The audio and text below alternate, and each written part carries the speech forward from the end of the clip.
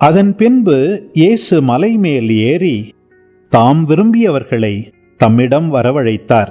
அவர்களும் அவரிடம் வந்தார்கள்.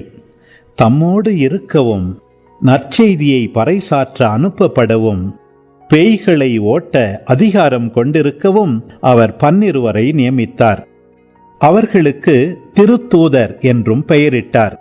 அவர் ஏற்படுத்திய 12 முறையே பேதுரு என்று அவர் பெயரிட்ட சீமோன், செபதேயுவின் மகன் யாக்கோபு, யாக்கோபின் சகோதரரான யோவான், இவ்விருவருக்கும் இடியை போன்றோர் என பொருள்படும் பொவனேர்கேசு என்று அவர் பெயரிட்டார்.